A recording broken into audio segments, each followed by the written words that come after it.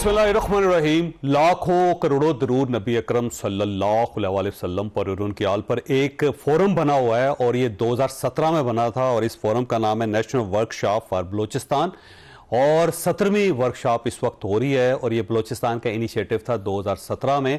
ये साल के अंदर दो तकरीबन वर्कशॉप्स होती हैं और इन वर्कशॉप्स के जितने लोग शामिल होते हैं उनमें वो फिर मुख्तलिफ सूबों का दौरा करते हैं और वहाँ के चीफ मिनिस्टर से मिलते हैं और इनकी कोशिश होती है कि बलूचिस्तान के इशूज़ को पूरे पाकिस्तान तक फैलाया जा सके। अभी ये वफ्त खैबर पख्तूनख्वा गया था, वहाँ पे चीफ मिनिस्टर साहब ने उनके साथ क्या किया, ये एक बड़ी खबर है जो ज़ाहिर इस वक्त मीडिया के अंदर डिस्कस भी हो रही है। हम कोशिश करेंगे कि बलूचिस्तान के मिनिस्टर जो इस वर्कशॉप के अंदर शामिल थे, जो खैबर पख्तूनख्वा के दौरे पर गई थी, उनका नाम सरदार अब्दुर्रहमान खेतरा ने, उनको लें और वो खुद अपने मुंह से बताएं कि वहाँ उनके साथ क्या हुआ था। ये भी आज का इशू होगा हमारे प्रोग्राम का। इसके साथ साथ बुलेट प्रूफ गाड़ियाँ जो खैबर पख्तूनख्वा ने कबूल नहीं की, उसे बलूचिस्तान ने कबूल कर लिया। बलूचिस्तान इस पर बहुत थैंकफुल है।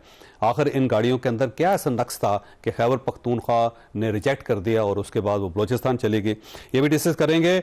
और असद उमर साहब के बारे में खबरें गर्दिश कर रही हैं कि वो शाह महमूद कुरैशी साहब के लिए कंपेन कर रहे हैं और उनकी ख्वाहिश है कि पार्टी को शाह महमूद कुरैशी साहब जेल से बाहर आके रूल करें और ताकि मामलात को समेटा जा सके। तो क्या शाह महमूद कुरैशी साहब कोई इनिशिएटिव ले सकेंगे, ये भी आगे चल के हम आपके साथ डिस्कस करेंगे। और कल चीफ मिनिस्टर खैबर पख्तूनख्वा की शायद इमरान खान साहब के साथ मुलाकात हो जाए। ये सारे इशूज़ हमारे आज के प्रोग्राम का इशू होगा। हमारे साथ तशरीफ़ रखती हैं डॉक्टर शुज़रा मनसब साहिबा, पाकिस्तान मुस्लिम लीग नून के साथ इनका ताल्लुक़ है और वज़ीर भी हैं। इनके साथ फैसल चौधरी साहब हैं, वकील हैं पाकिस्तान तहरीक इंसाफ के, साथ हफीजुल्लाह न्याई साहब हैं, सीनियर सहाफ़ी और तजिया कार हैं। न्याई साहब आपकी तरफ आना। सर ये फरमाइएगा, आपकी जो साबिक़ पार्टी है उसके अंदर हो क्या रहा है? ये चीफ मिनिस्टर साहब रोज कोई ना कोई बम चला देते हैं और उसके बाद एक नया बहरान पैदा हो जाता है। सवाल को खाम खाई आपने लंबा कर दिया। एक छोटी सी बात डाल दिया, साबिक पार्टी नाहक हम मजबूरों पर तोहमत मुख्तारी की। तो मैं ख्वाहिश तो मेरी बड़ी थी कि कोई सियासी पार्टी ज्वाइन करता, लेकिन सारी जिंदगी ये फैसला कर ही नहीं पाया कि आया सियासत में आना भी चाहिए, नहीं आना चाहिए। तो चुनाचे ये फैसला 24 साल की उम्र में किया था कि पाकिस्तान में कभी न सियासत में आऊँगा ना कोई सियासी पार्टी ज्वाइन करूँगा। हाँ, ये ज़रूर है कि इमरान खान साहब से जो मोहब्बत है वो एक बड़ा अरसा तवील असर रही, दिलो जान से उसको चाहा भी है और उसके हमदर्दी में बहुत कुछ जो है अपने आप को जो है वक्फ है रखा है। अब सवाल आपका जो है वो बिल्कुल इंसानियत की तरह हो गया है। आपने पूछा क्या है कि खैबर पख्तूनख्वा का क्या? चीफ मिनिस्टर साहब जो हैं वो रोज कोई ना कोई ऐसा एक नया मसला खड़ा करते हैं कि ऐसा लगता है कि वफाक और सूबा जो है उसके दरमियान गैप बढ़ता चला जा रहा है। आज तीसरी उन्होंने एक हरकत की है। ये नेशनल वर्कशॉप बलूचिस्तान के लोग वहां पे गए थे, एक तो उन्होंने मिलने से इनकार कर दिया उनको, दूसरा ये है कि कोई पार्टी का कोई ओहदेदार बल्कि एमपीए भी किसी ने उससे उनके साथ मुलाकात नहीं की, तीसरा उन्होंने डब्बों में डाल के खुराक दे दी जो उन्होंने वापस कर दी और एक अजीब सा क्राइसिस वहां पे पैदा हो गया। तो इस टाइप की जो हरकतें हैं वो मेरा ख्याल है दूसरे सूबों के साथ भी कोई इख्तलाफात पैदा कर देंगे। देखिए, पहली बात तो यह है कि जो भड़के हैं इनकी तो आप ज़ाहिरी सूरत पे ना जाएं। इनसे ज़्यादा अच्छी तरीके से ज़्यादा जो है एक डंग वाली या स्टिंग वाली भड़के जो हैं वो अलीमी गंडापुर साहब कर चुके हैं। कौन सी चीज़ है जो वो बिल्कुल एक ऑलमोस्ट रेड लाइन जो है क्रॉस करते थे, बल्कि कई लोग कर जाते थे। हम जनाजे पढ़ लो, कफन हमने पहन लिए हैं, जनाजे हमारे घर वाले पढ़ लो, ये सारी चीज़ें। फिर ललकारा कि ये ना हो कि जी आपको खैबर पख्तूनख्वा में आना ना पड़े, ये वो सारी बातें कर चुके हैं। कई दफ़ा लगता था कि जी वो सूबों को लड़वा रहे हैं या सूबों के अंदर एक रखन डाल रहे हैं। फिर इमरान खान के जो है उसके अंदर वो कितनी इंतहा तक चले गए, लेकिन उसका रोल क्या था? इमरान खान साहब ने उनको जो सिलेक्ट किया था वो तो इसलिए किया था कि आपने उनकी एसोसिएशन के साथ मुफाहमत करानी है और वो इस मुफाहमती अमल के अंदर जो कि इमरान खान साहब ने मुंतखब फरमाया था वो उसके अंदर दामे दुरमे सुख ने अपना हिस्सा डालते रहे और बहस। और जितने लोग भी उस वक्त तहरीक इंसाफ जी के जो है जो at the helm of the affair या जिनके पास उसके अनाने इख्तिदार था तहरीक इंसाफ के अंदर, वो सारे के सारे थे वो इमरान खान साहब ने चुन चुन कर लगाए थे कि जो एसोसिएशन के साथ उनकी को मुफाहमत करा सकें। तो ये जो हमारे नए चीफ मिनिस्टर साहब सोहेल अफरीदी साहब, इनको फ़र्क नहीं रहना। ना कोई बंदा जो है, इमरान खान साहब की बात और है, इमरान खान साहब के अंदर अल्लाह ने बड़ी सलाहियतें दी है, उनके अंदर दो यार ये आवाज़ इतनी मेरे आ रही है कि अब तो मैं डिस्टर्ब शुरू हो रहा हूँ, ये बार बार मेरे वापस आ रही है कानों में। अच्छा, आवाज़ ठीक करते हैं नहीं साहब, मैं दोबारा आपकी तरफ आता हूँ, आवाज़ ठीक करते हैं इस दौरान। डॉक्टर साहब ये फरमाइएगा, ये बुलेट प्रूफ गाड़ियों का बड़ा छोटा सा इशू था, चीफ मिनिस्टर साहब ने एतराज़ किया, आपने वो गाड़ियाँ बलूचिस्तान को दे दी। ज़्यादा बेहतर ये था कि आप वहाँ से कोई टीम मंगवा लेते, उन्हें कहते जी इनकी मुआयना कर लें, और अगर वाकई इसके अंदर कोई रिपेयरिंग की ज़रूरत है तो रिपेयरिंग करवा के दे देती। जी बहुत शुक्रिया। देखिए आपने बिल्कुल ठीक कहा कि ये छोटी बात थी। ये चीफ मिनिस्टर साहब जब से आए हैं तो इनका एटीट्यूड आप देखें कि क्या, उनकी पहली तकरीर आप निकाल के देख लें, उसमें उन्होंने किस किस्म की बातें की। कोई नहीं पता चल रहा था कि ये एक सूबा इनके अब इनका एक जिम्मेदारी है सूबे को संभालने की, उसके अवाम को संभालने की। उसके बाद एक बहुत ही अहम सिक्योरिटी के हवाले से मीटिंग प्राइम मिनिस्टर साहब ने खुद इनको फोन करके मुबारक दी और उनको दावत भी दी। ये वहां भी नहीं गए और यही कहा कि जी मुझे इमरान खान से मुलाकात नहीं करने दी जा रही। उसके बाद एक गुडविल के तौर पे अगर गाड़ियां आई थी उनके पुलिस के लिए, अगर उनको उसमें कोई लगा कि खराबी थी या कुछ थी, तो this was not the way to go about it कि जी मैं वापस कर, पहुंची भी नहीं वहां पे, सिर्फ उनको कहा कि आप ले जाएं, ये इस्लामाबाद खड़ी थी। तो ये जी उन्होंने जी मैं वापस कर रहा हूं मैं ये वो, अगर उनको कोई प्रॉब्लम थी तो वो हमें पहले बताते ना कि जी ये नहीं है ठीक, फिर आगे से हम कहते क्या उसमें मसला है, वो मसला अगर हल कर सकते तो हल कर देते। बिकॉज हमने तो अपनी सिक्योरिटी फोर्सेस के लिए वो गाड़ियां भेजी थी ना, कोई किसी और मकसद के लिए तो नहीं भेजी थी।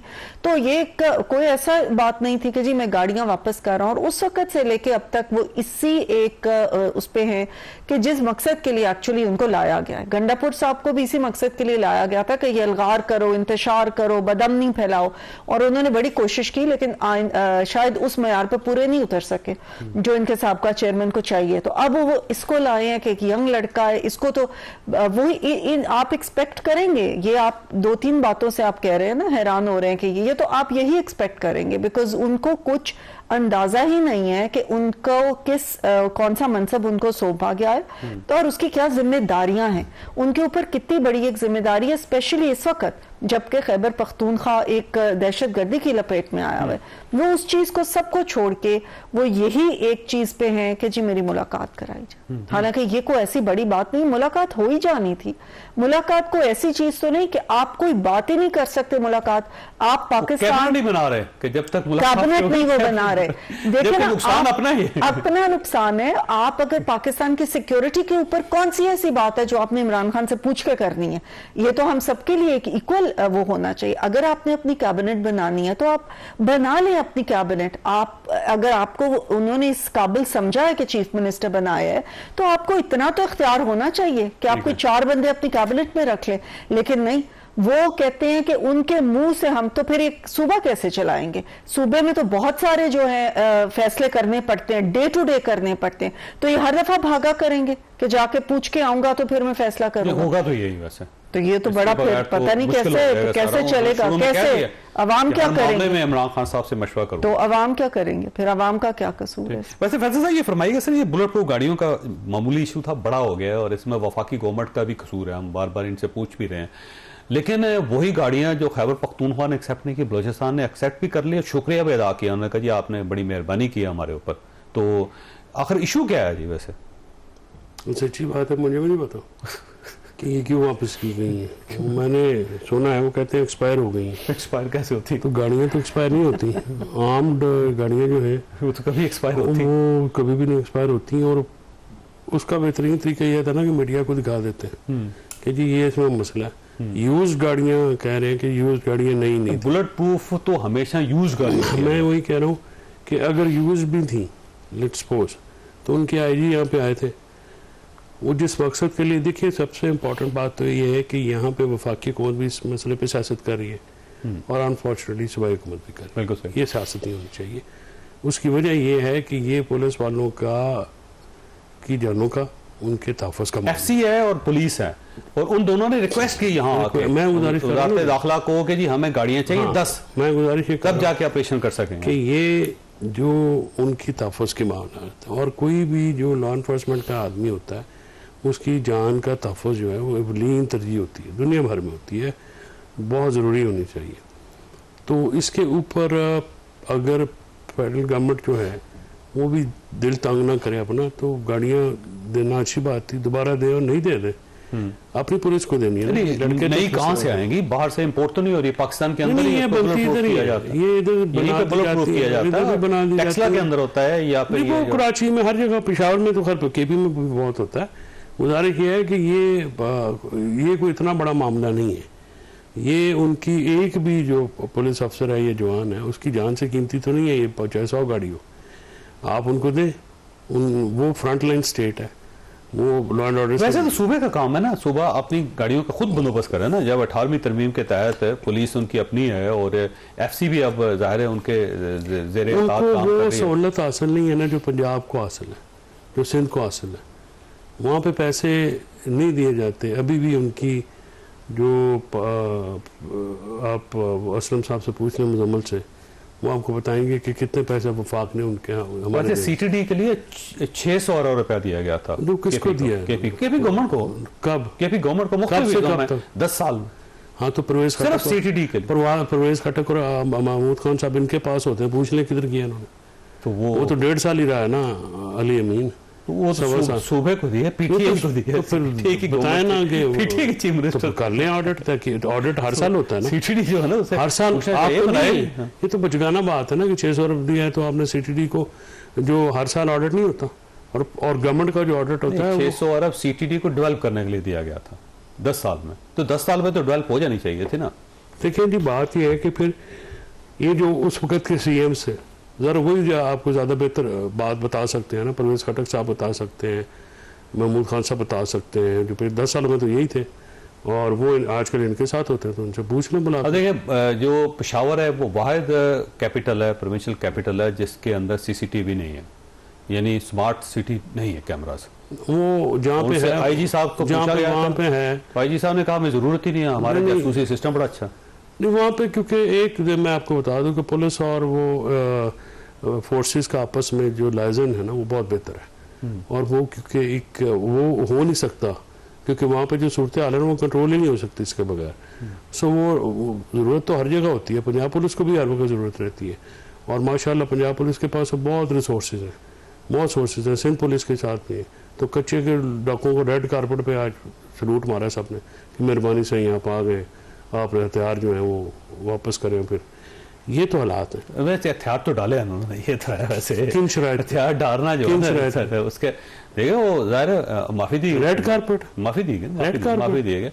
और ये इससे पहले भी हुआ, आपको शायद पता नहीं है कि मुख्तलिफ अदवार के अंदर कच्चे के डाकुओं को और इवन बलोचिस्तान के लोगों को जो BLA के डाकुओं ने पक्के के डाकुओं के सामने सरेंडर कर नहीं, मैं तो ये नहीं कह सकता, लेकिन ये है कि सर बात ये है, इस टाइप का नहीं तो होता नहीं, बात ये है कि ये कोई जो दहशतगर्दी अमनो मान है, ये किसी सूबे का ग्रोह का तो मसला नहीं है ना, पूरे मुल्क का मसला है। सियासत तो ना में करें वफाक। अच्छा, आप सोहेल अफरीदी जो है, इमरान खान साहब इतने खुश होंगे, मैं आपको ये बात बता दूं, डाकू है ना, इसी तरह उन्होंने कहा जी दहशत का जो टीटीपी के ना उनसे भी सरेंडर नहीं, टीटीपी के तो टीटीपी से बात करना, मैं तो ऑन रिकॉर्ड हूँ, टीटीपी से बात नहीं हो सकती, उनसे जंग हो सकती है।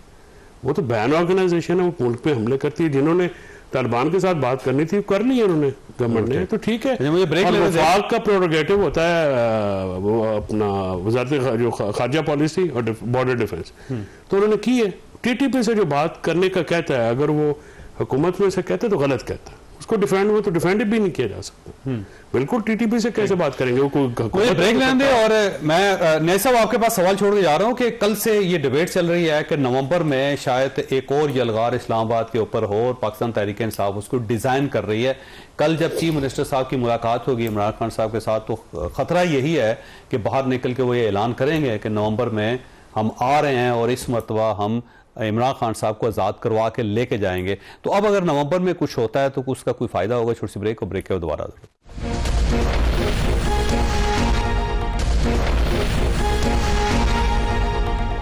प्रोग्राम में दोबारा खुशामदीद। नहीं सर, ये कल क्योंकि उम्मीद है कि सोहेल आफरीदी साहब की मुलाकात हो जाएगी इमरान खान साहब के साथ, और उसके बाद कुछ खदशात जाहिर कर रहे हैं कुछ लोग। वो ये कह रहे हैं कि हो सकता है इमरान खान साहब उनसे कहें कि ये जो 26 नवंबर पिछले साल हुआ था उसकी याद में आप दोबारा इस्लामाबाद आ जाएं। तो हो सकता है सोहेल आफरीदी साहब, क्योंकि ये इंफॉर्मेशन नहीं है, अंदाज़ा है, हो सकता है वो ऐलान कर दे कि मैं नवंबर दोबारा आ रहा हूँ, और गंडापुर साहब जो नहीं कर रहे मैं करके दिखाऊंगा। तो हो जाएगा सर इस मरतबा? नहीं, देखें, पीटीआई का जो सबसे ज़्यादा तजर्बा है वो तो नाकाम और कमज़ोर एहतजाजों का है। 2014 से ले लें, मतलब जब वो पहुंचे डी चौक पे 2014 में, 16 अगस्त को पहुंचे थे, 14 अगस्त को लाहौर से निकले थे, तो वहाँ टोटल 2000 बंदा नहीं इकट्ठा कर पाए थे। फिर बाद में ठीक है, कुछ दिनों बाद फिर बड़ी मेहनत कोशिशों से कोई 2 हफ्ते बाद फिर कोई उन्होंने 5-7 हज़ार बंदा इकट्ठा किया, लेकिन इससे इनकलाब तो नहीं आते। फिर आप ये 2022 में इमरान खान साहब की अपनी वलवला अंगेज क़यादत मौजूद थी और उनको 40 जलसे क्या हुए, और ये भी हर एक को पता है कि उनके पीछे जनरल फैज़ हमीद जो कि उस वक्त कोर कमांडर थे, और इन वे जनरल बाजवा साहब की इनडायरेक्ट हमायत हासिल थी, क्योंकि बाजवा का जो प्लान था उसके मुताबिक हो रहे थे। जलसे करने के बाद जब 25 मई को पेशावर से हुकूमत अपनी मौजूद है, सारी दुनिया वहाँ पे इकट्ठी है, पूरा इतना बड़ा करफर शोर होगा, और 30 लाख बंदा लाना था इमरान खान साहब ने। जब इमरान खान साहब खुद 3000 बंदा नहीं ला सके इस्लामाबाद, आप वो फुटेज चला लेना, जब वो 26 मई 2022 को इस्लामाबाद पहुंचे थे, जहाँ पे काजिम सूरी साहब ने कहा में कहा था खान साहब मजहबी टच करें, वो क्या था, कुछ माल था ही नहीं। शेख जो पहुंचे मैशर में अमाल नदारत, जिस माल के ताजर थे वो माल नदारत, वो क्या था कि वो पेश करते। फिर नवंबर में जब वो उस वक्त लेफ्टिनेंट जनरल आसिम मुनीर साहब की अपॉइंटमेंट रुकवाने के लिए कि मुमकिन तौर पर इम्कान था कि शायद वो आर्मी चीफ बन रहे हैं, जब आए तो, और उससे पहले एक्सेस चीफ का कत्ल जो है आजकल आज तक उसका भी नहीं पता चला कि उसके पीछे क्या इल्जाम थे कत्ल करने वालों के।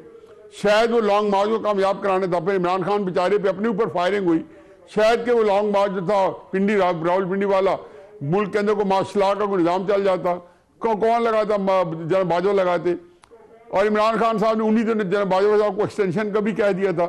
तो जब सारी चीज़ें नाकाम रही, उसके बाद कौन सा मरहल नहीं आया, मेरा ख्याल हर मौके पे बंदे ही नहीं निकले। मैं कहता हूँ ये 9 मई के ऊपर भी जो बंदे निकले थे, अगर ये भी कोई 50 हज़ार के बंदे निकलते तो गुजारा चल जाना था। तो सोहेल आफरीदी के पास वो कौन सी गिदर सिंगिया के बंदों को निकाल के ले आएंगे, कौन सा हुनर है जो इमरान खान साहब ने एहतजाजों में नहीं इस्तेमाल किया।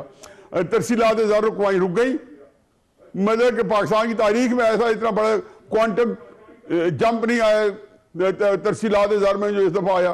कितनी दफा ये पता नहीं क्या क्या था, बिलों का, टैक्सों का, हर चीज से सिविल नाफरमानी। भाई मेरा ख्याल है कि ये वो सारी चीज होती है जिससे आप पढ़ पाते हैं, इसमें कोई दो राय नहीं है कि इमरान खान साहब इस वक्त पाकिस्तान की सबसे बड़ी सियासी जमात को ऐड कर रहे हैं।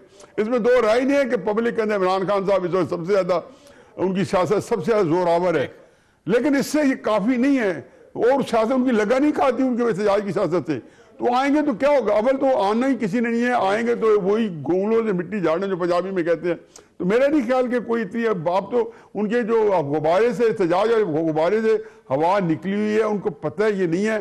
अब स्टेशन के अंदर कैसे इंतहाई इकदाम कि वो सोहेल आफरीदी बेचारे को तारने वाला बना के वो समझते हैं कि कोई, मेरा अपना ख्याल है, मैं इसको कंक्लूड कर दूं, मेरा ख्याल है कि इमरान खान साहब के जहन में एक प्लान हमेशा था, जो पहले वो बी प्लान था वो ए प्लान हो गया है।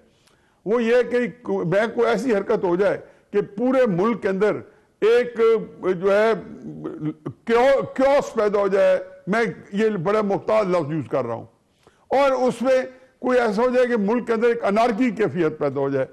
मेरा नहीं ख्याल कि उसके लिए सियासत जो है या उसकी जो इमरान खान साहब की हिकमत अमली है इस मद में भी कारगर होगी, और कई चीजें ऐसी हैं कि खुदाई अल्लाह की मददें। जबरदस्त डॉक्टर साहब के पास आने दे, मैं आऊंगा नहीं साहब दोबारा आपकी तरफ। डॉक्टर साहब ये नवंबर की कॉल पाकिस्तान तहरीक इंसाफ सोच रही है देने का, तो अब देखें अफगानिस्तान के साथ इशू है पाकिस्तान का, फिर इंडिया के साथ इशू है पाकिस्तान का, फिर बाहर से अब सऊदी अरेबिया से कोई इन्वेस्टमेंट का भी इम्कान है कि शायद इस मरतबा अनाउंसमेंट कर दें उधर से।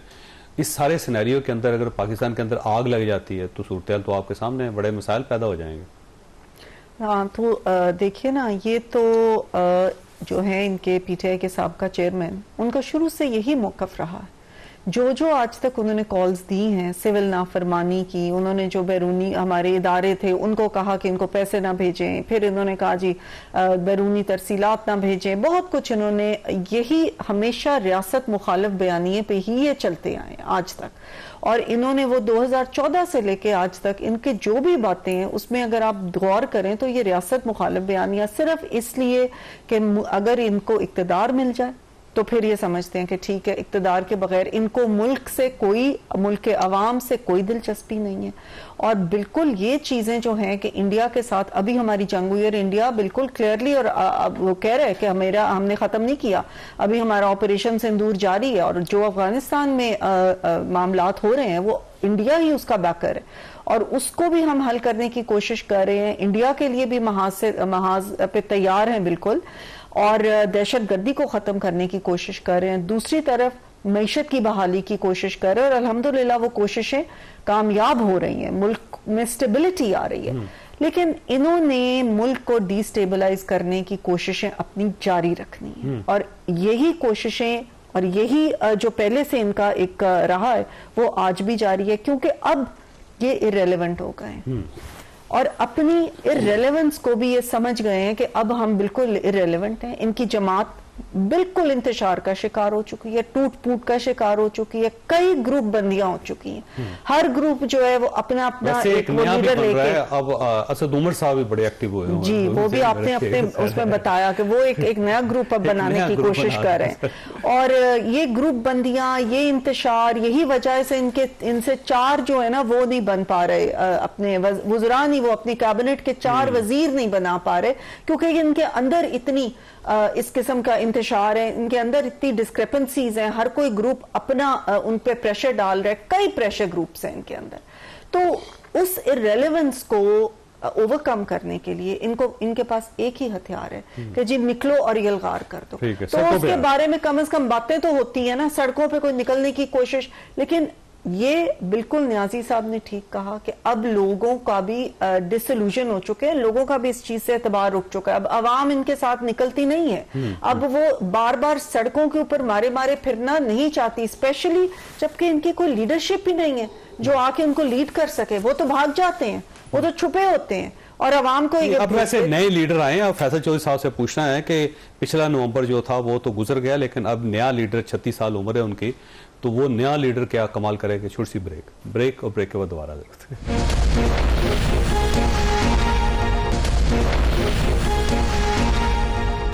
प्रोग्राम में दोबारा खुश आमदीद। वैसे ये फरमाइएगा फैसल साहब कि ये नए लीडर आए 36 साल के और स्टूडेंट लीडर हैं और यूथ इनके साथ है इमरान खान साहब के बकौल, तो वो काम जो पिछले साल गंडापुर साहब नहीं कर सके तो इस मरतबा इस नवंबर में सुहेल अफरीदी साहब कर लें। देखिए, इसको आप कह सकते हैं, मेरा नहीं ख्याल कि इस वक्त कन्फ्रंटेशन की सियासत की कोई गुंजाइश मौजूद है। उसकी वजह यह है कि कुछ मारूजी हालात इस किस्म के हैं। पंजाब से तो लोग नहीं निकलेंगे। मैं उसकी वजह है कि पंजाब में लोगों को जिस तरह से पीटीआई के लोगों को निशाना बनाया गया है, थोक के हिसाब से 9 मई के केसेस में सजाएं भी हो गई हैं। लीडरशिप पहले ही इनकी जो मौजूदा लीडरशिप है ये तो आती नहीं है, ना प्रो चेयरमैन, ना जनरल सेक्रेटरी, ना पंजाब के लीडर पेशावर में बैठे हुए हैं। हाँ, वो तो वहीं पे बैठे हैं, वो तो इधर आते नहीं। दूसरी बात यह है कि पेशावर से लोग आते हैं या वहाँ पे केपी से अगर भी कुछ ले आते हैं, तो पिछली दफ़ा भी देखिए शहादत हो गई थी हमारी डी चौक में, तो पार्टी उसका जो पोस्ट नवंबर तो कोई कर नहीं सके। उसमें ना पार्लियामेंट से इस्तीफे हुए। अगर उस वक्त होता तो एक सियासी इवेंट होता ना, उसका दबाव क्रिएट किया जाता। जहाँ तक बात शिजरा बीबी ने की है कि इररेलेवेंट हो गई है पीटीआई, तो इतनी इररेलेवेंट हो गई है कि ये लोकल गवर्नमेंट के इंतखाबात गैर सियासी बुनियादों पर, गैर जमाती बुनियादों पर करार है। अब तो वो भी नहीं हो रहे। नहीं, वो चले, मैं एग्री विद यू कि इन्होंने इतनी अक्लमंदाना जो है ये लेजिस्लेशन है कि इलेक्शन जो है गैर जमाती बुनियादों पर 30 दिन के अंदर आपको पार्टी ज्वाइन करनी पड़ेगी। मतलब ना पीटीआई ज्वाइन नहीं हो सकेगी, वो जाहिर है वो सरायकी में कहते हैं ना हिल ना कुकड़ी मतलब ये ना या हिल नहीं है कुकड़ी भी नहीं है, ये क्या आप मतलब मजाक बना।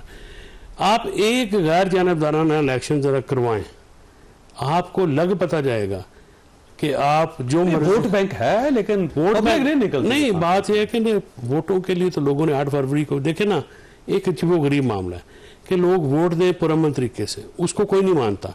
अब ये कहा जा रहा है कि लोग जो है डंडे सोटे लेके निकले, बंदूकें लेके निकले, तो फिर ये बड़ा नहीं। खान साहब की यही तवक्को है ना। नहीं, खान साहब 8 फरवरी को नहीं, खान साहब को तो एक तो मुझे देखे ना, 2 चीजें मैं आपसे भी ये आपके तवज्जुह से, ये क्यों नहीं मुलाकातें कराने देते मोतबर लोगों की? होनी चाहिए। सियासी लोगों की मुलाकात होगी 100%, तो वो सियासी ये क्यों नहीं कराते?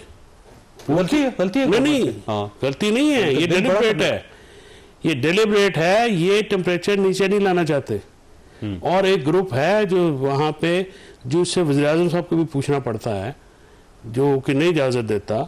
वज़ीर आज़म साहब ने जिनसे पूछना था वो पूछ के पता नहीं अब कल आपकी वैसे सुबह हो जाएगी मुलाकात। मैं अच्छा, आपको पूछ लिया ने, कल मुलाकात हो जाएगी। वो पूछ लिया, उन्होंने पंजाब गवर्नमेंट को हुक्म दिया है कि मुलाकात करवाई जाए। ओ, पंजाब गवर्नमेंट में ये जान नहीं देते, प्राइम मिनिस्टर ने हुक्म किया। और बीबी नहीं मानती किसी की अपना, वो जो वो नहीं मानती किसी की, वो मर्जी वाली है। तो गुजारिश ये है, वो चाचे को आने तो देती नहीं वहाँ पे। तो फातह से हर एतवार को वही होते हैं। नहीं, वो तो अब्बा जी, वो तो बड़े मियां साहब के पास जाते हैं, कभी कोई जलसा, कभी कोई विजिट, कभी कोई पंजाब का। मोहसिन नकवी साहब क्यों नहीं जाते वहाँ पे? पहले मोहसिन नकवी साहब ही गए हुए थे। किधर? वैसे मोहसिन नकवी साहब रेगुलर लाहौर जाते हैं, मैं आपको बता। नहीं, रेगुलर लाहौर जाना और बात, अपने घर जाना और बात है। कोई जलसा, कोई पॉलिटिकल एक्टिविटी को उनकी मुलाकात प्राइम मिनिस्टर से भी हुई थी लाहौर में हुई होगी, वो बिल्कुल हुई होगी। कोई पब्लिक एक्टिविटी होती है। पब्लिक एक्टिविटी क्या करती है वैसे वफाकी वजीर? हाँ, यही बीबी कहती है, मेरी बीबी कहती है कि तो की काम है, मैं कर रही हूँ मैं करूंगी, आपने नहीं करनी। तो मैं उसे, अच्छा उन्होंने पूछ लिया, ये आपने एक खबर दी है कि वज़ीर आज़म, नाज़रीन वज़ीर आज़म साहब की जिनसे बात होनी थी हो गई है, और उन्होंने चीफ मिनिस्टर पंजाब से कहा है कि मुलाकात जरूर होनी चाहिए। कल की फहरिस्त के अंदर सुहेल अफरीदी साहब का नाम शामिल है। लेकिन सुबह एक केस लगा हुआ है लार्जर बेंच के पास, इस्लामाबाद हाई कोर्ट में। तो मुझे खतरा ये लगा हुआ है कि उतो न रिवर्स हो जाए। अच्छा, कुछ 3 उसमें जज हैं, हो जाएगा फैसला। मुझे लगता है आपके हक में फैसला हो जाएगा। नहीं, हो जाना चाहिए, वजह से हो जाना चाहिए, तो अच्छी बात है, हो जाना चाहिए। बल्कि इसमें 2 और 1 के मुकाबले में अगर फैसला आ जाता है तो अच्छी बात है। नहीं, 2-1 क्या मतलब, यह मुलाकातों पे क्या पाबंदियां? मुलाकात होनी चाहिए, आइन और कानून में इजाजत भी है। ये बिल्कुल सही बात है। ये पता नहीं क्या पास जाने दें मुझे ना।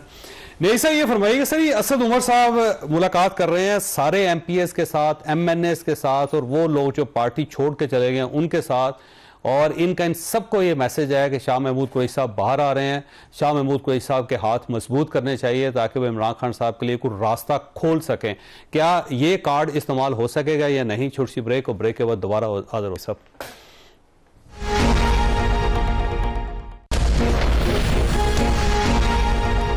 प्रोग्राम में दोबारा खुशामदीद। ऐसे ही फरमाइएगा, ये असद उमर साहब जो हैं बड़े एक्टिव हुए हुए हैं और शाह महमूद कुरैशी साहब के लिए वो लोगों को इकट्ठा कर रहे हैं। कुछ शाह महमूद कुरैशी साहब का कार्ड इस्तेमाल हो सकेगा, वो इमरान खान साहब के लिए कोई रास्ता खोल सकेंगे?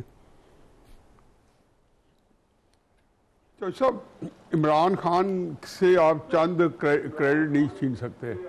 पहली बात तो यह है कि उनको उनकी हर एक को पता है, और ये बिल्कुल सही आम है कि जो सियासत में वो बिल्कुल नाबल्द है, 0/0 है। लेकिन उससे पहले जो मरहले हैं कि एक जांफशानी से सियासत करना और एक दिलेरी के साथ करना और लड़ने की हिकमत अमली बनाना, और अपनी जो पार्टी है उसको जिस नामासाज हालात में उन्होंने उस पार्टी को जैसे मैनेज किया हुआ है, वो एक बड़े एक डिफरेंट किस्म मॉडल है। पहली बात ये देखें कि उन्होंने सियासत पार्टी के अंदर सारे अपने लीडर हैं उनको इरेलेवेंट बना दिया है।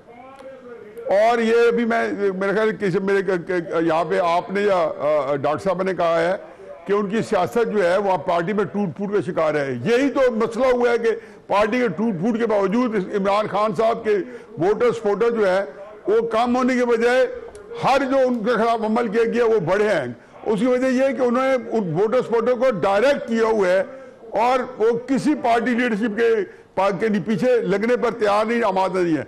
अब आ जाए शाह महमूद कुरैशी साहब का, ये बड़ी एक इंटरेस्टिंग सूरत हाल है।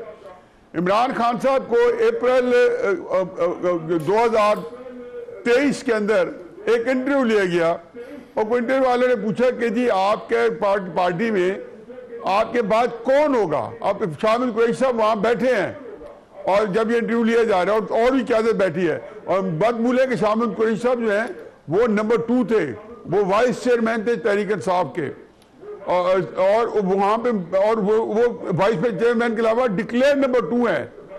और ये पहले तय हुआ था जब वो तहरीक इंसाफ ज्वाइन कर रहे थे कि नंबर 2 होंगे। तो उन्होंने कहा जी मुराद सईद, मैंने अपने कॉलम में भी लिखा और कई प्रोग्राम में कहा कि उनका मकसद मुराद सईद नहीं था, उनका मकसद शाह महमूद कुरैशी साहब को बताना था कि आप मेरी गिनती में नहीं है, दुल्हन वही जो पिया मान भाई। असद उमर साहब पता नहीं किस उसमें कि दोबारा एक्टिव हो रहे हैं, अच्छी बात है और तहरीक इंसाफ में दिलचस्पी भी शो कर रहे हैं, लेकिन अंदर आके अगर वो ये समझे कि इमरान खान साहब के जो एक निज़ाम है उनको अच्छी, और उनको इमरान खान साहब कहते हैं कि शाह महमूद कुरैशी साहब जो है इमरान खान ने उनको सिफर कर देना है, जैसे वो पहले अपने पार्टी के बंदों को सोशल मीडिया गालियां दिलवा लेते हैं, सोशल मीडिया गालियां देता है, आम वर्कर जो है आम सपोर्टर जो है उनको गालियां देना शुरू कर देता है। तो मेरा नहीं ख्याल कि शाह महमूद कुरैशी किसी तौर भी तहरीक इंसाफ की जानशीन बन पाएंगे, चाहे वो चाहें या ना चाहें। लेकिन शाह साहब मुझे लगता है कि आने वाले हैं और आने के बाद उनके पास 2 ही ऑप्शन होंगे, या पार्टी को संभाले या फिर मुल्तान जाके चौधरी परवेज इलाही साहब की तरह सियासत से ताइब हो जाए। बस 2 ही ऑप्शन होंगे उनके पास, लेकिन एफर्ट मुझे लगता है करेंगे। मैडम ये फरमाइएगा, ये चीफ मिनिस्टर साहब मुलाकात करना चाहते हैं, सुहेल अफरीदी साहब अपना लीडर है उनका, गवर्नमेंट क्यों रेजिस्ट कर रही है? छोटा सा काम है, अल्टीमेटली हो ही जाना है, इससे क्यास कंफ्यूजन बढ़ता चला जा रहा है। देखिए हो जाएगी मुलाकात को लेके ये एक अपना ये बना लेते हैं एक नैरेटिव। ये कोई पहली दफा तो ये बात नहीं हो रही है चीफ मिनिस्टर के जो उठता है, हालांकि रेगुलरली मुलाकातें हो भी रही हैं, मुलाकातों के बाद आके सारे बार बयानात भी दे रहे होते हैं, वो सारी मुलाकातें होती हैं तो आगे बयानात दे रहे होते हैं, अब जी ये हो गया, अब ये फैसले हो गए, अभी ये सारा कुछ चल रहा है। लेकिन इन्होंने हर चीज को एक वो बना के एक स्टंट बना के पेश कर देना होता है ना। अभी आए हैं, आके अभी इन्होंने हल्फ भी नहीं उठाया तो इन्होंने ये स्टंट शुरू कर दिया। हो गई ना मुलाकात, हो जाएगी, 1 हफ्ता 2 हफ्ता हो तो जाएगी, it's not such a big deal. ना ही गवर्नमेंट इसको कोई रेजिस्ट करने के लिए दिन रात प्लानिंग कर रही होती है कि जी हम ये ना करें वो ना करें। बिल्कुल हमारे लिए एक आम बात है। और जैसे आपने कहा, प्राइम मिनिस्टर साहब ने कहा कि पंजाब गवर्नमेंट से, वो जाहिर है उन्होंने उनसे ही कहना था ना, उसको भी एक स्टंट बना लिया कि जी किससे पूछा ये वो। मतलब इन्होंने कोई ना कोई इस तरह का स्टंट बनाना होता है, बिकॉज इनके पास एक्चुअली डिलीवर करने के लिए, गवर्नेंस के लिए कुछ भी नहीं। अगर इन्होंने आके इनको फिक्र होता ना गवर्नेंस का, डिलीवरी का, केपी के लिए, तो फिर ये इन स्टंट्स में ना पड़ते, फिर ये प्लान देते, ये पॉलिसी देते कि मैंने ये सूबा कैसे चलाना है, इसमें से दहशतगर्दी कैसे खत्म करनी, आवाम के लिए क्या करना है, जैसे कि चीफ मिनिस्टर पंजाब कर रहे हैं, जैसे कि चीफ मिनिस्टर पंजाब कर रही हैं, आम आदमी भूखा मर गया या बाकी चीफ मिनिस्टर पंजाब बास आए अपनी तस्वीरें हर जगह लगाने के कुछ नहीं कर रही और बिल्कुल ना काम तरी ना कुमते की वफाकी भी और सूबाई भी। उन्होंने किसी को वो काम करते हुए अपनी तस्वीरें लगा के आपने तस्वीरें सुहेल अफरीदी साहब की तस्वीर लगाए अपनी, क्यों नहीं लगाते? नहीं, वहां पे तो हमारे यहाँ पे तो बिल्कुल नहीं लगाते। वो काम करेंगे तो लगाएंगे ना जी। यार अभी आया तो है सुहेल अफरीदी को, जिस तकरीर आप लोगों ने सुहेल अफरीदी को डिस्कस करते हैं ना, इमरान खान इतना खुश होंगे मैं आपको बता नहीं सकता। वही बात आप लोग जो रेलेवेंट अब नहीं रेलेवेंट तो फिर वो तो एक इलेक्शन करा के दिखा लेना। अच्छा चले जलसा रेलेवेंट इतना ही हो गया, एक्सपोज कर दें। अब पीटीआई को कहें आप इलेक्शन करवा रहे, क्यों करवाएं? 2029 में करवाएंगे नहीं तो लोकल गवर्नमेंट का करा लें जमाती। वक्त खत्म हो गया, फैसला आपने गुफ्तगू सुनी, फैसला आपने खुद करना है। आप और आपके अहल खाना को हर किसी मुसीबत से महफूज रखे। अल्लाह हाफिज़, पाकिस्तान जिंदाबाद।